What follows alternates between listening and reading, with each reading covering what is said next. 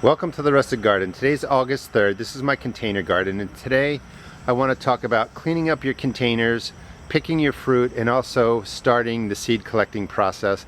And I'm going to do this video in two parts to save you some time.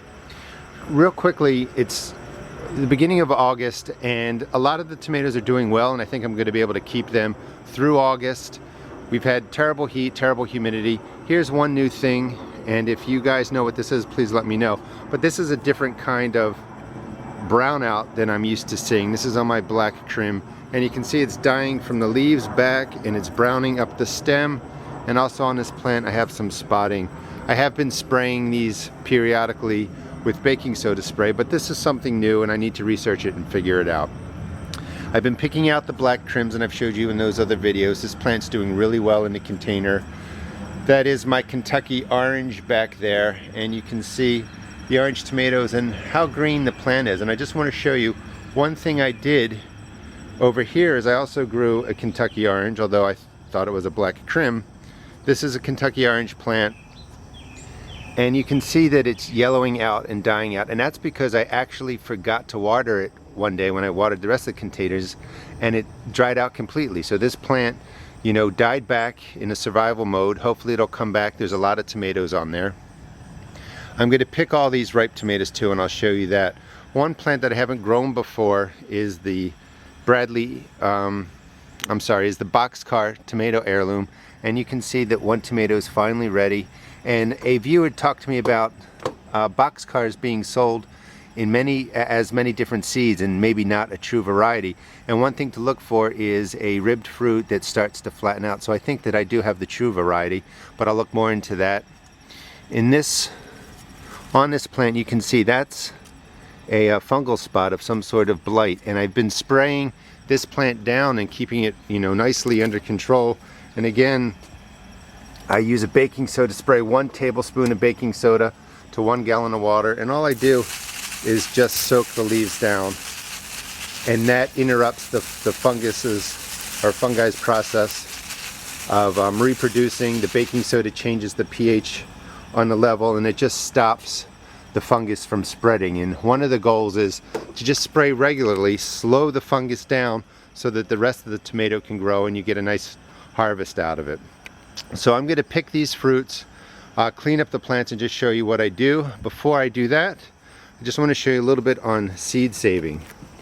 These are my Matt's wild cherries, and all I do to collect them is you take the tip to where it was attached to the plant, point it to a container and squeeze, and that will shoot the seeds straight into a bowl. And you can see 2 little cherry tomatoes give you all those seeds. And I did these yesterday. After they sit in this jar for about a week, they will ferment. And the reason you ferment them is because around the tomato seed is a green gel. It might be, you know, a little more orangey, but there's a gel around it that inhibits germination, so the seeds don't germinate in the tomato while they're on the plant. So they basically have to rot. And if you're going to do a bigger tomato, this is a Kentucky orange, you just get a bowl, cut the tomato open, and you squeeze out the seeds and gel, and you can see all that gel around there is the growth inhibitor. I have an extensive video on collecting tomato seeds. I think it's called Collecting Tomato Seeds A through Z on my YouTube channel, and that will show you the whole process. But now is the time to start taking some of your bigger ripe tomatoes, some of your favorite varieties, and start collecting the seeds, and you can save them for next year. And these are the container tomatoes and peppers that I cleaned up. I removed most of the yellow leaves that looked like they had disease on them, and just basically cleaned them up for August. Picked most of the ripe fruit. I did give them all a dose of liquid fertilizer and magnesium sulfate or Epsom salts, and that's just to give them a boost to green up, get some strength back, and hopefully keep growing through August. One thing I did do right in here was a Matt's wild cherry.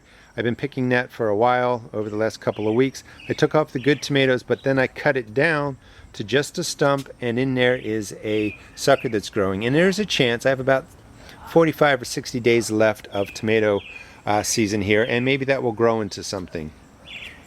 The peppers are doing pretty well. I did find one pepper plant's being chewed by an insect that I can't identify, But as you're going through kind of your cleanup for August, getting your tomatoes in shapes, you really want to pick off any tomatoes that aren't doing well. You want to remove any leaves. You want to give them another dosing of fertilizer, strengthen them up a little bit. You can also pick, if a plant has lots of green tomatoes, you know, pick a couple of them and have fried green tomatoes.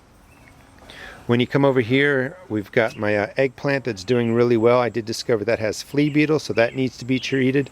So even though you've been taking care of these plants for, you know, 2 months, 3 months, you have to keep looking at them because the insects and pests and disease will come back.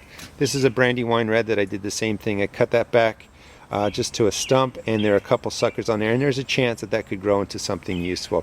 This is my Kentucky Orange that I did forget to water. I'm just going to let that die out for whatever leaves are going to die out, and hopefully the green strengthens up and you know, the plant survives and I get more tomatoes out of it. One thing that's interesting in here, this is my Patio Princess, which was supposed to be a determinate tomato.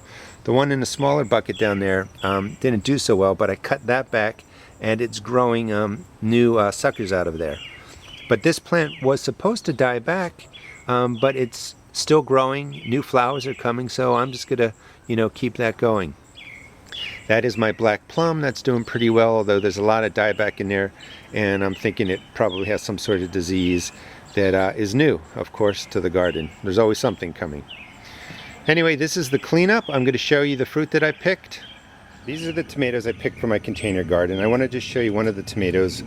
This is Aunt Ruby's German Green, and it's a new tomato that I'm growing.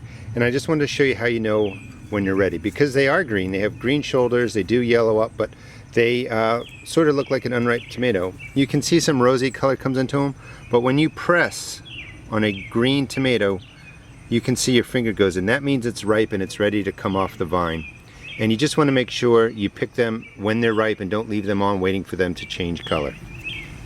Hope you enjoyed the video. Please check out my blog at www.therustedgarden.blogspot.com and also check out my YouTube videos. Thanks.